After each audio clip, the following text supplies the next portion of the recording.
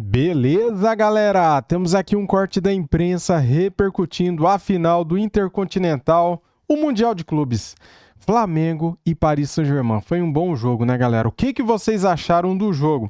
Os pênaltis foi uma tragédia, né? Mas o jogo em si, cara, o tempo regulamentar, mas a prorrogação foi bem legal, né? Flamengo encarou de frente o Paris Saint-Germain com a cabeça erguida. Eu gostei muito do que eu vi. Tenho muito orgulho do meu Flamengo. Vamos pra cima, Mengão!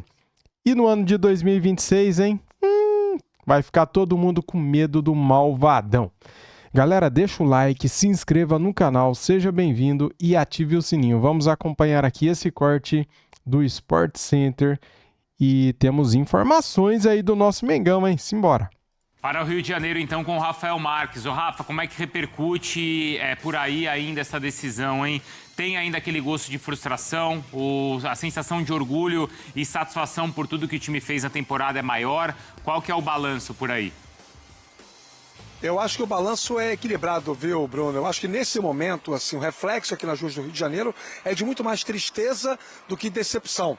Porque, embora o Flamengo tenha perdido 4 de 5 pênaltis ontem e tenha estado muito perto de buscar a conquista do bicampeonato mundial, a sensação que o torcedor tem, olhando o copo meio cheio, é que foi uma temporada apoteótica, com 7 troféus levantados, sendo 4 campeonatos de relevância maior. E isso automaticamente traz para o torcedor aquela ideia de que foi uma temporada fantástica e, de fato, foi. Flamengo campeão da Libertadores, Flamengo campeão brasileiro, e isso tudo fortalece ainda mais a ideia de que é preciso que o trabalho tenha sequência. Há pouco nós ouvimos na reportagem o Felipe Luiz falando sobre o futuro, ele se esquivou de perguntas a respeito disso na entrevista coletiva ainda em Doha, mas o que se sabe é que ao longo desta quinta-feira e no máximo até amanhã, o Flamengo pretende já encaminhar a situação envolvendo a renovação de contrato. O vínculo atual termina no dia 31 de dezembro, as duas partes querem a permanência, só que o Felipe Luiz tem alguns ajustes a fazer. E esses ajustes passam muito pela questão financeira, mas não só por ela. Também tem a ver com formatação de elenco, perfil de jogadores, planos para o ano que vem, o Flamengo conseguir pelo menos manter essa ótima temporada que foi a de 2025. Neste exato momento, o voo trazendo de volta a delegação de Doha para o Rio está sobrevoando a Nigéria. A expectativa é que a delegação chegue no início da noite, início para o final da noite desta quinta-feira, no aeroporto do Galeão. E aí, automaticamente, os jogadores estão dispensados. O Flamengo tem um compromisso já em janeiro importante, que é a Supercopa do Brasil. Mas pode ser que esse jogo o Flamengo seja representado por uma equipe alternativa, reserva, porque os jogadores terão as suas férias confirmadas, apesar daquela brecha dos 15 dias durante a Copa do Mundo, e pode ser que tenha aí um elenco alternativo. Tudo vai depender das conversas entre a diretoria e também a comissão técnica. Enfim, a temporada termina com aquele gosto amargo. Dava para ganhar o campeonato intercontinental, mas não deu. Ainda assim, foi um grande ano do Flamengo dentro e fora das 4 linhas. Um ano extremamente lucrativo, Bruno. Ou Corinthians, né? Então é algo para a gente discutir nos próximos dias, claro. Atenção, Rafa, continua com a gente, tem muita coisa para a gente falar do Mundial de Clubes, tá? E da temporada, acima de tudo, do Flamengo. Mas só destacando que a temporada 2026 está começando agora também para o futebol sul-americano. Defesas, ou quando vai para fora, ou na trave, claro, também é uma vitória do goleiro. Ontem até, Jailson e Eugênio, parecia que estava assim, caminhando para ter né, naquelas histórias do futebol, assim, poxa, o Rossi talvez não tenha ido tão bem nos 90 minutos, chegou a hora de ser o herói. Tipo Estudiantes. Como foi contra o Estudiantes, é verdade. Mas aí um herói, cara, bem improvável, muito improvável. 4. Cara, pegou 4 pênaltis. Mas como é que vocês enxergam ali? Foi, assim, muito mérito dele, do estudo, porque chamou a atenção depois também, né? Tinha uma planilha ali, Tinha né? uma planilha. Agora até vazou até a imagem já. Uma prancheta ali. Estudo, Ele na estudo não toalha ali. faltou. Não, da prancheta Da dele. prancheta, é isso. Tem a fotinho do jogador, o pé que o jogador bate entendi, né? e onde, tem tem onde ali. vai a cobrança dele. Né? Geralmente o cara cobra. Ah, não tinha visto essa imagem. Sim. É um trabalho feito por ele, eu imagino pelo auxiliar lá, pelo treinador de goleiros, pela equipe do PSG. É estudo. Mas além disso, os Bateram jogadores mal. do Flamengo bateram mal. Bateram mal. Não é? Pênalti bem batido é indefensável. Não, mas assim, Concordo. por exemplo, ele pulou, acertou o canto que o cara bate, mas ele nem acertou o canto, ele ficou parado no meio. Achei que o Eugênio ia Esse é o falar do que Léo pênalti bem Pereira. batido é o que entra. Esse é o do Léo Pereira. E um pouco do Pedro também, né? Então, porque o Pedro tem a cobrança dele lá da paradinha, mas é algo que a gente já vem... né? A gente não. Eu já vim falando há um tempo. O Pedro, geralmente, parece que ele bate de calcanhar, né? Com tornozelo. E a bola vai um pouco mais fraca. Quando ele consegue deslocar o goleiro, é ótimo. Mas, geralmente, as cobranças do Pedro, se for parar pra ver, no geral, é um pouco mais pro meio do gol mesmo. Porque ele nem tira, ele não consegue nem tirar tanto nas cobranças que ele teve. Tanto que quando o Gabriel sai, teve essa alternância ali de quem seria o cobrador oficial do Flamengo com a saída do Gabigol, e o Pedro começou a bater, ele perde algumas cobranças e depois ele vai e começa a bater um pouco mais no alto, que aí ele conseguia tirar do goleiro. Mas ele tem essa característica de bater um pouco, às vezes, ali com o tornozelo. Ô, Rafa, como é que você viu esse mérito todo, e claro, esse estudo do goleiro russo, ou realmente o Flamengo... Eu não sei se os jogadores estavam muito inseguros Acho também, que eles né? ficaram... Então... Muito assim, tá muito perto, Você né? vai passar pro Rafa, mas só para pegar o gancho, e já passando pro Rafa também, acho que quando o Safonov ele pegou o do Saul, quando ele pegou a penalidade do Saul, que eu nem achei que cobrou tão mal assim, mas enfim, o cara acertou o canto e pegou, eu acho que aí já o próximo jogador que já vai na cabeça assim, pô, o cara é pegador de pênalti, hein? O cara vai bem, vou ter que tirar o máximo dele para eu conseguir fazer o gol. E aí já vai no nervosismo, no meio do gol, acentuado. 2 chutaram no meio do gol, pô. E aí, Rafa? O Rafa vai falar, depois eu completo essa do Léo Pereira. Bom, olha só, vamos lá, eu acho que não dá pra gente debater esse assunto sem colocar todos os elementos que circundam o que aconteceu ontem em Doha na discussão. Primeiro, conceitualmente, eu sou totalmente contrário à prorrogação. Jogador de alta performance, ele é condicionado para jogar 90 minutos mais os acréscimos. Para mim, a prorrogação é um crime contra a prática esportiva. Esse é um conceito. Então, por conta disso, é natural que os jogadores cheguem com um nível de esgotamento físico e mental majorado. Concordo 100%, cara, porque os melhores jogadores, ali aqueles que não têm condição física de jogar 120 minutos, saem antes, né? Arrascaeta, Jorginho, os caras que batem pênalti bem tiveram que sair, porque não aguenta jogar 120 minutos. É desnecessário, cara, prorrogação no futebol, não sei pra que isso. Tem que ser um jogo normal e vai pros pênaltis direto, minha opinião também. Para uma decisão de pênaltis tão importante como era de ontem. Segundo ponto, para mim, pênaltis são 3C. Concentração, condicionamento e confiança. O Flamengo ontem não mostrou pelo menos 2 dos 3 nos pênaltis que perdeu. E aí, dentro do condicionamento, eu incluo a parte física, que é você chegar para bater um pênalti, sentar com o corpo totalmente estruturado para fazer aquela cobrança, considerando inclusive todo o aspecto emocional, psicológico daquele momento. Era perceptível no semblante dos jogadores do Flamengo. Acho que o Jailson fala um pouco sobre isso. Como eles ficaram preocupados quando o cara começou a pegar o primeiro, pegar o segundo. Esse cara pega pênalti. E agora, faço o quê? Como é que eu resolvo a minha vida? Eu preciso fazer o gol. Isso conta bastante. Poxa, então, isso abala a confiança. Consequentemente, abala também a questão do condicionamento. Enfim, foi a melhor chance que o Flamengo teve na vida de ganhar o Campeonato Mundial ontem, né? No jogo em si, o Paris Saint-Germain foi melhor. Mas chegou nos pênaltis, é um outro campeonato, é um outro jogo, é um outro esporte. E aí o Flamengo não teve a competência necessária para poder carimbar essa conquista, consagrando assim o ano mais importante da história do futebol do clube de todos os tempos. Se ganha ontem, eu não tenho dúvida que 2025 entrar para a história como o principal ano do futebol do Clube de Regatas do Flamengo. Seria mesmo. E a tríplice coroa perfeita, né? Mundial, Brasileiro e Libertadores. Aí esquece. E pegando já o gancho para falar do pênalti do Léo Pereira, o Léo Pereira que botou aquela bola no ângulo, né, contra o Estudiante, né? Quase matou a torcida do coração. Parecia que a bola ia sair. Você tava lá, inclusive. Então, realmente, parecia que a bola ia sair. Foi o sujo assim, ó.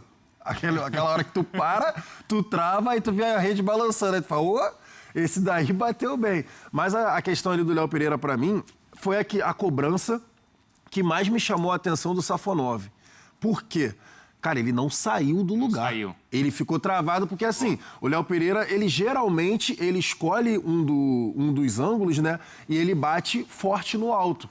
É geralmente a cobrança que o Léo Pereira Geralmente faz. joga o esquerdo do goleiro, Jailson. Exatamente, é o cruzado. Geralmente é o cruzado, Rafa. Vocês sabem Geralmente que o Bruno, é a batida o Bruno cruzada. Andrade contou pra gente, viu, Rafa, que quando o scout do PSG quis contratá-lo, e o PSG não queria, porque ele falou que lá na Europa tem, de fato, um preconceito nesse momento em contratar jogador russo. Ah, sim. E aí o scout bancou. Falou assim, não, banca que a gente tem que contratar esse goleiro, porque ele tem futuro, né? Talvez não seja um cara para agora. Foi brilhante ontem. Mas... Foi absurdo, absurdo. O cara pegar o fato dele não ter saído no pênalti do Léo Pereira, eu acho que é muito do que eu estava falando anteriormente. Exato, esse daí. Primeiro, ele não sai, já é o ponto crucial, mas para mim é o Léo Pereira por conta dos dois companheiros terem perdido. Tanto o Pedro quanto o Saúl terem perdido, ele deve ter pensado, cara, esse cara sabe onde é que eu vou bater. Vou mudar a minha cobrança. Estudou, vai pular daquele lado. Vou mudar a minha cobrança, exatamente. Vou mudar a minha cobrança. E aí ele bate no meio daquele jeito. Eu não acho que nessa disputa aí nem pesou tanto a parte física, porque a maioria tinha entrado durante o jogo, à exceção do Léo Pereira, os outros jogadores tinham saído do banco durante o jogo, então eles não estavam com 120 minutos nas costas. O Saúl, Luiz Araújo, o De La Cruz. Eu acho que, assim, faltou ali o último C que o Rafa disse lá, confiança, que é o que vocês estão falando. Pô, o cara pegou o primeiro. Porque, assim, a gente que vive dentro do futebol, né, acompanhando tudo, para mim é muito nítido. Ali, a disputa de pênalti é uma questão goleiro-atacante, olho no olho. O que você vai fazer? E a gente viu isso acontecendo domingo no pênalti perdido pelo Gabigol. Sim. O Hugo falou assim, vai lá, decide aí o que você vai fazer. Eu vou esperar. E aí, quando o goleiro não decide, o atacante fica desesperado. A não ser que seja um atacante muito frio, muito tranquilo, muito... E o goleiro não decide. Nesses dois pênaltis aí, do Pedro e do... Especialmente nesses dois, do Pedro e do... O atacante tem que esperar o goleiro pular. O Luiz Araújo, se ele espera um pouquinho, o goleiro já tinha pulado. Já tinha. O Luiz Araújo, ele já... Então, é que Dá o um Luiz Araújo toquinho bate do assim, outro lado. ele já sabia. O do Luiz Araújo estava na planilha. O do Luiz Araújo era mais Mas é o famoso. seguinte, é Ele já a correu pra tranquilidade para mudar o lado, pô. Fala, Rafa. Ah, mas não tem. Então. Não, é isso, assim, não tem essa tranquilidade. Mas, assim, dos 4 pênaltis que o Flamengo perdeu, e acho que todo pênalti que ele é perdido tem demérito de quem chuta, por isso que eu digo, acho que a condição do jogador, do batedor de fazer o gol, é muito superior à condição do goleiro defender, com todos os méritos que o goleiro tem. Então, quando você tem um pênalti perdido, para mim, é muito mais demérito de quem chuta do que mérito de quem defende. Numa pizza aí, né, num gráfico 60-40, mais ou menos.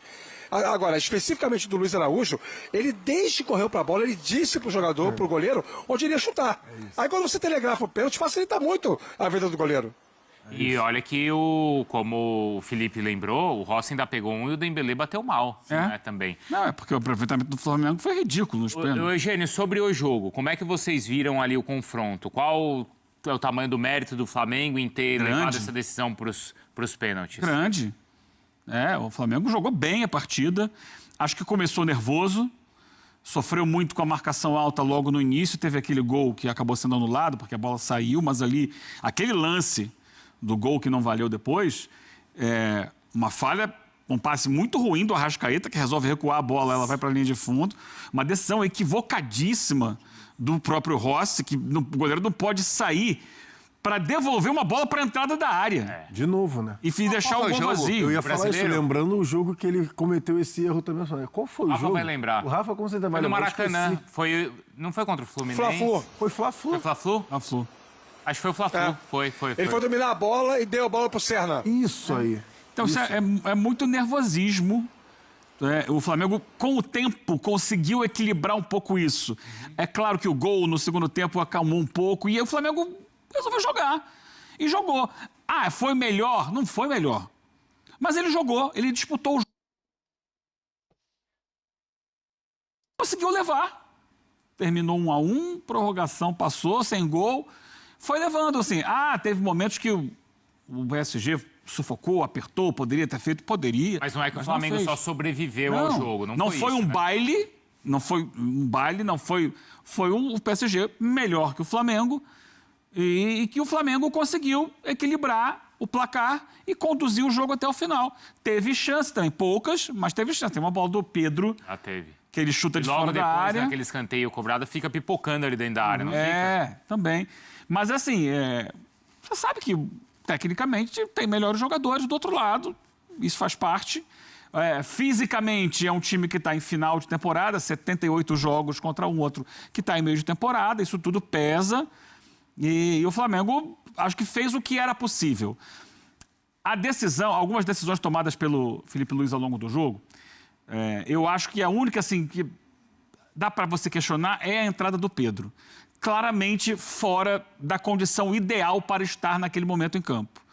Eu entendo, era um jogador com a característica que ele tinha de dar um pouco mais de profundidade ao time. O Flamengo tinha dificuldade de estar presente na área. Então o Pedro era uma esperança de que isso poderia funcionar.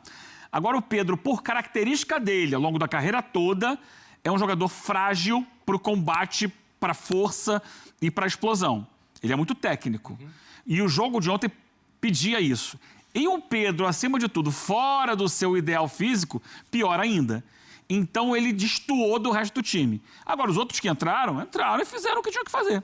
E acho até que uma coisa que, não sei se valoriza também o resultado ou a atuação do Flamengo, é que eu senti o PSG muito afim. Muito afim, do claro. campeonato, né? Não só pelo estudo todo do goleiro. Muito. Não só pelo estudo do goleiro, mas até pela maneira como eles comemoraram. Como pouparam jogadores no Bruno, francês e comemoraram ontem depois, Rafa. Começou lá atrás, quando o Luiz Henrique deu aquela declaração. Ainda antes do jogo entre Flamengo e Pirâmides, quando ele fala que preferia pegar o Pirâmides do que o Flamengo. Ali já é um pouco do reflexo do que ele sentiu de dissabor no Mundial de Clubes. Se o Flamengo ontem ganha o jogo, como o Botafogo ganhou do PSG no Mundial de Clubes, é bem verdade que era um PSG misto, mas era um time qualificado, os que entraram eram de altíssimo nível. Se acontece a mesma coisa, o Luiz Henrique ia sentir o segundo de sabor diante de brasileiros numa mesma temporada, e esse ainda mais sério. Então ele valorizou muito o jogo de ontem, mas muito na preparação, nas entrevistas, e a mobilização, na Rafa, comemoração depois do jogo, na mobilização. Então assim, eu acho que o jogo de ontem eu até acho, assim, de verdade, que essa narrativa, ela perdeu sustentação com o passar dos anos. É apenas uma percepção minha, eu não estou na Europa. Mas a percepção minha é que essa narrativa de que o europeu pouco se lixa para esse jogo, ela foi caindo à medida que as coisas se ajustaram, como por exemplo agora, de só fazer um jogo, isso para eles é ótimo. Então valorizaram bastante e ganharam o campeonato e comemoraram muito. Então acabou para mim essa prerrogativa de que, essa narrativa de que os caras não querem ganhar essa Copa Intercontinental. Não querem nada, querem sim, caneco, título é título, o PSG e eles gostaram mais muito. que os outros. Eu fiquei com essa sensação que o Real Madrid valoriza muito. Era inédito. Pro Os espanhóis normalmente valorizam. O PSG era importante para ele mostrou para isso, houve um investimento. O pessoal lá do Catar, que é dono do clube, estava jogando em casa, colocou aviões para trazer a torcida de Paris e tal. Eles queriam muito. Especificamente nesse caso, para eles era algo importante. Para o Catar, era o time deles sendo campeão mundial dentro do estádio deles, na casa deles. Né? Para o PSG, que é um clube ainda sem essa tradição internacional. Também. Né? É um clube relativamente jovem, recente. E querendo ou não, vem da derrota na Copa do Mundo de Clubes. Vem de uma derrota que poderia ter vencido, né? Foi até a final e perdeu. E está no processo de afirmação internacional. Então, para eles, foi muito importante. E desde o início não houve dúvidas da importância. E eles jogaram a vera. Não teve essa, tá dosando, não. Jogou porque o que tinha que jogar. O Luiz Henrique, como espanhol, também valoriza. Sim.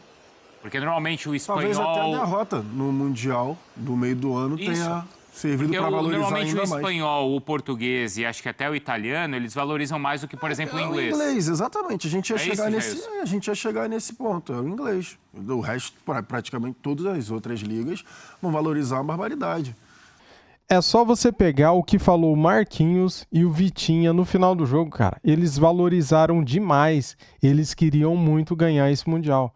Eles jogaram sério o tempo todo. O que acontece?